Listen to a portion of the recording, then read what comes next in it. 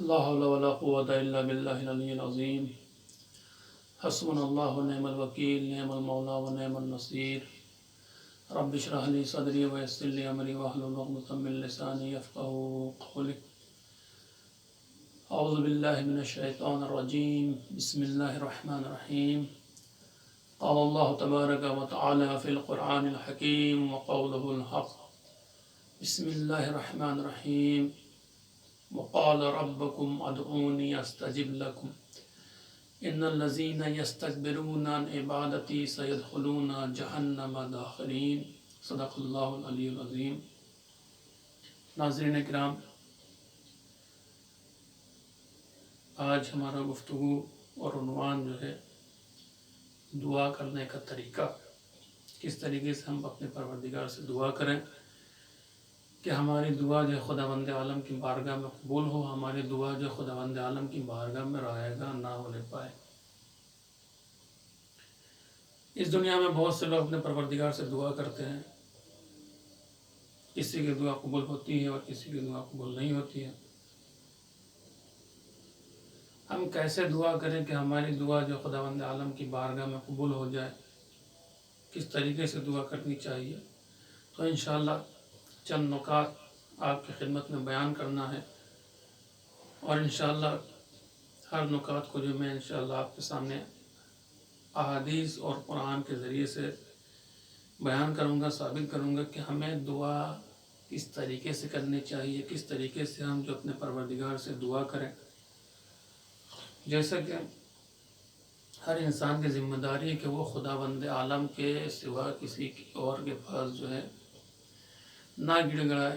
اگر دعا کرنا ہے، گڑ گڑانا ہے تو صرف خداوند عالم کے لیے خدا کے پاس دعا کرے، اس لیے کہ خداوند عالم سے اگر کوئی انسان دعا نہیں کرتا ہے تو خداوند عالم غضبناک ہو جاتا ہے، اور اسی وجہ سے خداوند عالم نے اس انسان سے کہا ہے، قرآن مجید میں ارشاد ہوا ہے، قرآن مجید کی آیت بھی موجود ہے کہ وَإِذَا سَأَلَكَ عِبَادِي عَنِّي فَإِنِّي قَرِيبٌ أُجِيبُ دَعْوَةَ الدَّاعِ إِذَا دَعَانِ فَلْيَسْتَجِيبُوا وَلْيُؤْمِنُوا لَعَلَّهُمْ يَرْشُدُونَ۔ قرآن مجید کے مشہور و معروف آیت ہے کہ جسے آپ ادھر بارہا سنتے رہتے ہیں، جس میں ارشاد رب العزت ہو رہا ہے کہ جب میرا بندہ مجھے پکارتا ہے، مجھ سے دعا کرتا ہے، تو میں اس کی دعاؤں کو سنتا ہوں اور اس کی حاجت کو قبول کرتا ہوں۔ اور انسان کی ذمہ داری ہے کہ وہ اپنے خداوند عالم سے دعا کرے، اپنے پروردگار سے دعا کرے۔ اور کس طریقے سے دعا کرنی چاہیے اپنے پروردگار؟ تو سب سے پہلے جو اہم چیز ہے، جب انسان دعا کرے، سب سے پہلی چیز کہ انسان جب دعا کرے، توحید اور ربوبیت، توحید الوہیت، یعنی انسان خداوند عالم کو وحدہ لا شریک سمجھتا ہو اور خداوند عالم کا شریک قرار نہ دے، اس کے دل و دماغ میں صرف خداوند عالم کا تصور ہونا چاہیے۔ جب بھی وہ خداوند عالم کی بارگاہ میں اپنے ہاتھوں کو بلند کر کے دعا کرے، رب کا تصور اس کے ذہن میں ہونا چاہیے، اور وہ انسان جو خداوند عالم کا فرما بردار ہونا چاہیے، نافرمان نہیں ہونا چاہیے اس انسان کو۔ یہ پہلی چیز ہے۔ دوسری چیز جس کو میں آپ کی خدمت میں بیان کرنا چاہتا ہوں کہ جب انسان خداوند عالم کی بارگاہ میں دعا کرے تو اس کے اندر کیا صفات پائی جانی چاہیے۔ دوسری صفت یہ ہے کہ جب انسان خداوند عالم کی بارگاہ میں دعا کرے تو اسے جو ہے خلوص نیت کے ساتھ دعا کرنی چاہیے، اور قرآن مجید کی آیت بھی موجود ہے کہ وَمَا أُمِرُوا إِلَّا لِيَعْبُدُوا اللَّهَ مُخْلِصِينَ لَهُ الدِّينَ، کہ ہم نے صرف انہیں حکم دیا ہے کہ وہ خداوند عالم کی عبادت کرے خلوص نیت کے ساتھ۔ یعنی جب بھی انسان خداوند عالم کی بارگاہ میں عبادت کرے، خداوند عالم کی عبادت کرنا چاہتا ہے، تو اس کے دل میں اخلاص جو ہے بہت ہی ضروری ہے۔ خلوص نیت کے ساتھ خداوند عالم کی بارگاہ میں دعا کرے، ریاکاری جو اس کے دل میں نہیں ہونی چاہیے۔ تیسری چیز کہ جو سب سے امپورٹنٹ ہے اور ضروری بھی ہے، انسان جب بھی اپنے پروردگار عالم کی بارگاہ میں دعا کرے تو اس کے اسماء حسنہ کے ذریعے سے دعا کرے، اور جیسے قرآن مجید میں بھی آیت موجود ہے کہ وَلِلَّهِ الْأَسْمَاءُ الْحُسْنَى فَادْعُوهُ بِهَا، کہ اللہ تعالیٰ کے جو بھی نیک نام ہیں، مشہور نام ہے، مشہور و معروف نام ہے، بہترین نام ہے، اچھے نام ہیں، ان اسماء کے ذریعے سے اپنے پروردگار عالم کی بارگاہ میں دعا کریں. جیسے کہ ہم دعا کرتے ہیں یا اللہ یا رحمان یا رحیم یا مقلب القلوب والابصار یا ذی الجلال والاکرام. تو یہ جو نام ذکر ہوئے ہیں قرآن مجید میں، جو اللہ کے نام ہیں، یا جو خداوند عالم کے 101 نام موجود ہے، القدوس، الجبار، جتنے بھی اسماء موجود ہیں، الشکور والصمود، الصمد، جتنے بھی اسماء آپ کے ذہن میں آئے، ان اسماء کا واسطہ دے کر خداوند عالم کی بارگاہ میں دعا کرے. اس لیے کہ خود قرآن مجید میں ارشاد ہو رہا ہے کہ وَلِلَّهِ الْأَسْمَاءُ الْحُسْنَىٰ فَادْعُوهُ بِهَا. یعنی جتنے بھی نیک نام خداوند عالم کے قرآن مجید میں موجود ہے، ان نیک ناموں کے ساتھ خداوند عالم کو پکارے اور اس کے بعد دعا کرے. یہ تیسری چیز. اور چوتھی چیز کہ جس کو میں آپ کی خدمت میں بیان کرنا چاہتا ہوں، کہ جب بھی یہ انسان خداوند عالم کی بارگاہ میں دعا کرے تو سب سے ضروری ہے اس انسان کے لیے کہ خداوند عالم کی حمد و ثنا بیان کرے. یعنی دعا کرنے سے پہلے خداوند عالم کی حمد و ثنا کو بیان کرے اور اس کے بعد دعا کرے. اس کے بارے میں روایتوں میں ملتا ہے کہ پیغمبر اسلام مسجد میں تھے، صحابہ کرام کا مجمع تھا. اتنے میں ایک شخص آتا ہے اور آنے کے بعد خداوند عالم کی بارگاہ میں دعا کرتا ہے، نماز پڑھتا ہے مسجد میں، اور خداوند عالم کی بارگاہ میں دعا کرتا ہے کہ پروردگارہ مجھ پر رحم فرما اور میرے گناہوں کو بخش دے. اور اس کے بعد وہ شخص جو ہے وہیں بیٹھا رہتے. اتنے پیغمبر اسلام سے ملاقات ہوئی تو پیغمبر اسلام نے کہا کہ یہ کون سا دعا کرنے کا طریقہ ہے؟ جب بھی تم دعا کرو تو تمہارے لیے ضروری ہے کہ خداوند عالم کو اس کے شایان شان جو ہے اس کے حمد و ثنا کرو. حمد و ثنا کرنے کے بعد محمد و آل محمد پر یعنی مجھ پر درود بھیجو اور اس کے بعد دعا کرو. انشاءاللہ تمہاری دعا ضرور قبول ہوگی. اور اس کے بعد اور ایک شخص ملتا ہے کہ مختلف روایتیں موجود ہے کہ اس کے بعد اور ایک شخص مسجد میں آتا ہے. آنے کے بعد جو نماز پڑھتا ہے، نماز پڑھنے کے بعد جو خداوند عالم کے حمد و ثنا کو بیان کرتا ہے، محمد و آل محمد پر درود بھیجتا ہے. اس کے بعد پیغمبر اسلام نے اس سے کہا کہ اب دعا مانگو، اب تمہاری دعا ضرور قبول ہوگی. تو یہ دعا کرنے کا طریقہ جو پیغمبر اسلام جو ہے نے جو بتایا ہے کہ جب بھی دعا کرو خداوند عالم کی حمد و ثنا کرو، اس کے حمد و ثنا کو بیان کیا کرو، اور اس کے بعد جو ہے حمد و ثنا کے بعد محمد و آل محمد درود بھیجا کرو، اور اس کے بعد اپنی جو حاجت ہے خداوند عالم کی بارگاہ میں بیان کرو. پانچویں چیز جو میں آپ کی خدمت میں بیان کرنا چاہتا ہوں، دعا کرنے کے جو طریقے، جو آداب بیان کیے گئے ہیں، کہ جب بھی انسان اپنے پروردگار کی بارگاہ میں دعا کرے اس انسان کے لیے ضروری ہے کہ دعا کرنے سے پہلے محمد و آل محمد پر درود بھیجے. اس لیے کہ روایتوں میں موجود ہے، امام جعفر صادق علیہ السلام سے بھی یہ حدیث مربوط ہے، صفوان جموال سے روایت ہے. وہ بیان کرتے ہیں کہ امام جعفر صادق علیہ السلام ارشاد فرماتے ہیں کہ ہر دعا آسمان پر جانے سے رکی رہتی ہے جب تک محمد و آل محمد پر درود نہ بھیجا جائے. اللہم صلی علی محمد و آل محمد. تو لہٰذا انسان کی ذمہ داری ہے کہ جب بھی وہ دعا کرے، دعا کرنے سے پہلے 3 دفعہ محمد و آل محمد پر درود بھیجے. اس کے بعد جو بھی اس کے دلی حاجتیں ہیں اس کو مانگے، اور اس کے دعا کے ختم ہونے کے بعد پھر اگر 3 دفعہ محمد و آل محمد پر درود بھیجے تو یہ جو دعا کرنے کا بہترین طریقہ ہے. چھٹی چیز، بہت سارے لوگ دعا کرتے ہیں لیکن انسان جو متوجہ نہیں ہوتا، اس چیز کی طرف ہمیں جو ہے اپنے نوجوانوں کو، اپنے دوستوں کو، بھائیوں کو، عزیزوں کو توجہ دلانے کی ضرورت ہے کہ جب بھی ہم دعا کریں تو ہمارا رخ کدھر ہونا چاہیے، ہم کس طرف متوجہ ہو کر دعا کریں. تو سب سے اہم چیز یہ ہے کہ جب بھی ہم دعا کریں، پانچویں چیز، چھٹی چیز جو میں آپ کی خدمت میں بیان کرنا چاہتا ہوں کہ جب بھی ہم دعا کریں تو قبلہ رخ ہو کر دعا کریں. اگر ہم قبلہ رخ ہو کر دعا کریں گے تو ہماری دعا جو ہے جلدی قبول ہوگی.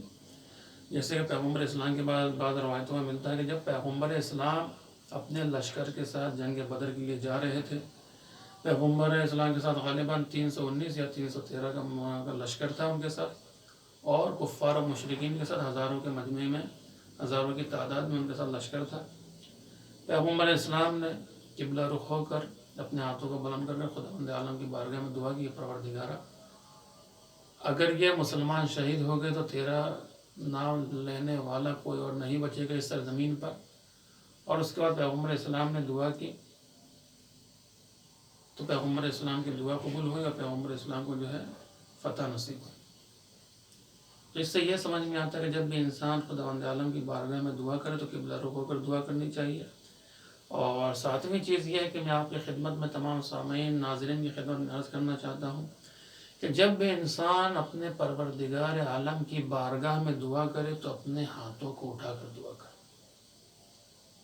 ایسا نہیں کہ بس یوں کھڑے ہو کر جو ہے خداوند عالم کی بارگاہ میں دعا کرنے کا طریقہ ہوتا ہے، ایک سلیقہ، ایک ادب ہے کہ ہمیں جو ہے، اس لیے کہ آپ نے دیکھا ہو کہ جب کوئی مفلس، لاچار، غریب کسی امیر کے سامنے جاتا تو کس طریقے سے اپنے ہاتھوں کو یوں جھکا کر آسمان کی طرف بلند کر کے دعا کرتا ہے تاکہ جو اس کی جو بھی ضرورت ہے اس کو مل جائے۔ تو لہٰذا جب ہم اپنے پروردگار جو ہمیں پیدا کیا، خلق کیا، جب ہم اس کی بارگاہ میں دعا کریں تو ہماری بھی ذمہ داری ہے کہ ہم اپنے ہاتھوں کو خداوند عالم کی بارگاہ میں بلند کریں۔ اور جب ہم خداوند عالم کی بارگاہ میں دعا کریں تو کس طریقے سے دعا کرنی چاہیے؟ کیا اس طریقے سے، کیا اس طریقے سے؟ اس لیے بہت سارے لوگ دعا کرتے ہیں، کوئی اس طریقے سے دعا کرتا ہے کہ ہاتھوں کو ملا کر دعا کرے۔ کون سا طریقہ جو افضل ہے؟ لیکن دعا جو آپ کسی بھی طریقے سے کریں گے دعا آپ کی قبول ہو جائے گی، چاہے اس طریقے سے دعا کیجیے، چاہے ہاتھوں کا فاصلہ دیجیے، لیکن جو بہترین طریقہ جو دعا کرنے کا بتایا گیا ہے، اپنے دونوں ہاتھوں کو ملا کر یہ آپ کی ہتھیلی جو ہے آسمان کی طرف ہونی چاہیے۔ اور پیغمبر اسلام نے بھی فرمایا، روایتوں میں موجود ہے کہ دعا جو ہے اس طریقے سے ہتھیلی کے ذریعے سے دعا مانگنی چاہیے کہ ہتھیلی جو آپ کے آسمان کی طرف ہو، نہ کہ پشت۔ اس طریقے سے دعا جو نہیں مانگنی چاہیے، اس طریقے سے دعا قبول نہیں ہوتی، بلکہ دعا کرنے کا جو بہترین طریقہ ہے کہ انسان اپنے ہاتھوں کو پھیلا کر خداوند عالم کی بارگاہ میں اس طریقے سے دعا کرے۔ آٹھویں چیز کہ جو میں آپ کی خدمت میں بیان کرنا چاہتا ہوں دعا کے سلسلے میں، کس طریقے سے ہمیں دعا کرنی چاہیے خداوند عالم کی بارگاہ میں، کہ جب بھی ہم خداوند عالم کی بارگاہ میں دعا کریں تو ہمارے لیے ضروری ہے کہ ہم دیکھیں، ہمیں یقین ہونا چاہیے کہ ہماری دعا جو خداوند عالم کی بارگاہ میں قبول ہوگی، ہماری دعا جو رائے گاہ نہیں جانے والی ہے۔ تو قبولیت کی یقین ہو، صدق کے دل کے ساتھ دعا ہونی چاہیے، امید ہونی چاہیے کہ خداوند عالم جو ہماری دعا کو ضرور قبول فرمائیں گے۔ اور نویں چیز جو میں بیان کرنا چاہتا ہوں کہ کس طریقے سے دعا کرنے کے آداب کیا، دعا کرنے کا طریقہ کیا ہے، کہ کثرت سے دعا کرنی چاہیے۔ جتنا زیادہ ہو سکے انسان جو اپنے پروردگار سے جو ہے دعا کرے۔ ایسا نہیں ہے کہ انسان جو صرف ایک دفعہ دعا کرے اور اس کے بعد جو جتنا زیادہ ہو سکے انسان اپنے پروردگار سے دعا کرے۔ اور جیسے کہ پیغمبر اسلام جو ہے دعا کرتے تھے، جب بھی دعا کرتے تھے 3 مرتبہ جو ہے دعا کرتے تھے، پروردگار اس کی حاجت کو پوری فرما، پروردگار اس کی حاجت کو پوری فرما، پروردگار اس کی حاجت کو پوری فرما، تمام پریشانیوں کو دور کر، تمام پریشانیوں کو دور کر دے۔ 3 مرتبہ جو آپ دعا جو طریقہ بیان کیا گیا ہے کہ جب بھی آپ دعا کر ایک مرتبہ، انسان جو یہ نہ سوچے کہ مجھے ایک مرتبہ دعا کروں گا تو میری دعا جو قبول ہو جائے گی۔ تو 3 مرتبہ جب آپ دعا کیجیے انشاءاللہ آپ کی دعا جو ہے ضرور قبول ہو۔ کثرت کے ساتھ دعا کرنی چاہیے، انسان اس فہم و گمان میں نہ رہتے ایک مرتبہ میں نے دعا کر لی اور مایوس نہیں ہونا چاہیے، اس لیے کہ خداوند عالم ایک نہ ایک دن آپ کی دعا کو ضرور قبول کرے گا۔ جیسے کہ روایتوں میں ملتا ہے کہ پیغمبر اسلام خانہ کعبہ کی طرف صحن کعبہ میں نماز پڑھ رہے تھے، ابو جہل جو ہے اپنے دوستوں کے ساتھ وہاں موجود تھا۔ جیسے ہی پیغمبر اسلام سجدے میں گئے، اس نے کسی سے کہا، اس لیے کہ وہاں جو ہے خانہ کعبہ کے پاس 1-2 دن پہلے جو ہے اونٹ کو نہر کیا گیا تھا، اور ابو جہل نے حکم کیا کہ پیغمبر اسلام جو سجدے میں جائے اس کی پشت پر جو ہے غلاظت کو ڈال دیجیے، اونٹ کی اوجھڑیوں کو لے کر ڈال دیجیے۔ راوی بیان کرتا ہے کہ ایک شخص فوراً اٹھا اور پیغمبر اسلام جیسے ہی سجدے میں گئے اس نے جو ہے اونٹوں کی اوجھڑیاں پیغمبر اسلام کی پشت پر ڈال دیا، اور پیغمبر اسلام اسی حالت میں خداوند عالم کا سجدہ بجا لاتے رہے، سجدے میں رہے۔ صحابی بیان کرتا ہے کہ اگر میرے گھر والے میرے ساتھ ہوتے، میرا قافلہ، میرا قبیلہ والا میرے ساتھ ہوتا، میں فوراً پیغمبر اسلام کے قریب جاتا اور ان کے دوش مبارک سے ان کے پشت سے جو اس غلاظت کو ہٹا دیتا، لیکن میری ہمت نہیں ہوئی۔ اتنے میں ایک شخص دوڑتا ہوا شہزادی فاطمہ سلام اللہ علیہ کے گھر جاتا اور شہزادی اسے کہتا ہے کہ بی بی فاطمہ زہرا، آپ کے بابا جو ہے خانہ کعبہ کے پاس نماز پڑھ رہے ہیں، اور لوگوں نے یہ شرارت کی کہ پیغمبر اسلام کے پشت مبارک پر جو اونٹ کی وجڑیوں کو ڈال دیا۔ تو شہزادی فاطمہ ذرا دوڑتی ہوئی آئی اور اپنے بابا کے پشت سے ان اونٹ کی وجڑیوں کو صاف کی، اور اس کے بعد پیغمبر اسلام نے اپنے ہاتھوں کو بلند کر کے 3 مرتبہ دعا کی کہ پروردگارہ قبیلہ قریش پر اپنی پکڑ نازل فرما، پروردگارہ قبیلہ قریش پر اپنی پکڑ نازل فرما، پروردگارہ قبیلہ قریش پر اپنی پکڑ نازل فرما۔ اور اس کے بعد پیغمبر اسلام نے اپنے ہاتھوں کو بلند کر کے دعا کی، نام بھی لیا، عتبہ و طیبہ شبی جو 7 نام تھے ان کا نام لیا، اور اس کے بعد پیغمبر اسلام نے بد دعا کی۔ جیسے کہ روایتوں میں ملتا ہے کہ جن لوگوں کے لیے پیغمبر اسلام نے بد دعا کی اور جس نے پیغمبر اسلام کے ساتھ بدتمیزی کی، یہ سارے کے سارے دشمن جنگ بدر میں جو ہے 2 دن کے بعد وہیں پہ ان کا قتل ہو گیا، خاتمہ ہو گیا، واصل جہنم ہو گئے۔ اور 10ویں چیز کہ جو دعا کے سلسلے میں بیان کی گئی ہے کہ دعا ہمیں کس طریقے سے کرنی چاہیے، دعا جو عاجزی کے ساتھ، انکساری کے ساتھ، اللہ کی رحمت کی امید کے ساتھ، ڈرتے ہوئے خداوند عالم سے دعا کرنی چاہیے۔ اور 11ویں چیز کہ ہمیں دعا جو کس طریقے سے کرنی چاہیے، حلال کھانے پینے کا اہتمام کرنا چاہیے، جیسے کہ قرآن مجید کے آیت بھی موجود ہے کہ یا ایھا الرسول کلوا من الطیبات، یہ رسول آپ کو حکم دیا گیا ہے کہ آپ پاک و پاکیزہ غذائیں استعمال کریں، طیب و طاہر غذائیں کھائیں۔ اور اس کے بعد مومنین کے لیے بھی کہا کہ یا ایھا الذین آمنوا کلوا من الطیبات، کہ اے مومنین آپ کو حکم دیا گیا ہے کہ جو پاک اور پاکیزہ غذائیں ہیں ان کا استعمال کریں، اس لیے کہ اگر انسان حرام غذائیں استعمال کرے گا تو آپ کی دعا قبول ہونے والی نہیں ہے۔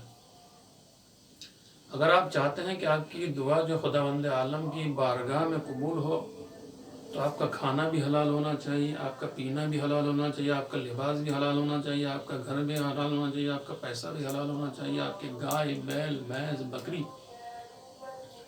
جتنے بھی ساری چیزیں آپ کے پاس موجود ہو، یہ ساری چیزیں حلال ہونی چاہیے۔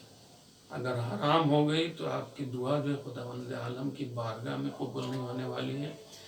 اس لیے کہ روایتوں میں موجود ہے کہ ایک شخص مسافر تھا، لمبے سفر میں تھا، اور وہ مسجد میں آ کر دعا کرنے لگتا ہے، یا ربا یا ربا یا ربا، اے پروردگار میرے دعاؤں کو قبول فرما۔ تو پیغمبر اسلام نے فرمایا کہ دیکھو اس کا کھانا بھی حرام، اس کا پینا بھی حرام ہے، اس کا لباس بھی حرام ہے، اس کی دعا جو خداوند عالم کی بارگاہ میں قبول ہونے والی نہیں۔ تو لہٰذا انسان یہ کوشش کرے کہ حرام غذاؤں سے پرہیز کرے۔ اگر آپ حلال غذا کا استعمال کریں گے تب آپ کی دعا جو ہے خداوند عالم کی بارگاہ میں قبول ہوگی۔ اور آخری چیز اس کے بعد ختم دعا۔ 12ویں چیز جس کو میں آپ کی خدمت میں بیان کرنا چاہتا ہوں کہ انسان کس طریقے سے اپنے پروردگار عالم کی بارگاہ میں دعا کرے، جیسے قرآن مجید کی آیت میں موجود ہے کہ وَتَضَرَّعُوا رَبَّكُمْ وَادْعُوا رَبَّكُمْ تَضَرُّعًا وَخُفْيَةً، قرآن مجید کی آیت موجود ہے جس میں ارشاد ہو رہا ہے کہ وَادْعُوا رَبَّكُمْ تَضَرُّعًا وَخُفْيَةً، کہ جب انسان اپنے پروردگار عالم کی بارگاہ میں دعا کرے تو اس انسان کی ذمہ داری ہے کہ گڑ گڑاتے ہوئے اپنے پروردگار سے دعا کرے، اور مخفی طور پر، پوشیدہ طور پر، یہ نہیں کہ سب کے سامنے دوسرے کو دکھانے کے لیے اس طریقے سے دعا نہیں کرنی چاہیے، بلکہ خالصتاً الی اللہ، اور واقعاً انسان اس گمان میں نہ رہے کہ ہم دعا کرتے رہتے ہماری دعا قبول نہیں ہوگی۔ بہت سارے لوگ اپنے پروردگار سے دعا کرتے ہیں، یہاں تک کہ روایتوں میں ملتا ہے کہ جو انسان خضوع و خشوع کے ساتھ اپنے پروردگار سے دعا کرتا ہے تو اس کے منہ سے خوشبو نکلتی اور آسمان سے ملائکہ کہتے رہتے ہیں پروردگارہ اس کی دعا کو اتنی جلدی قبول نہ فرما، اس لیے کہ اس کے منہ سے خوشبو آ رہی ہے۔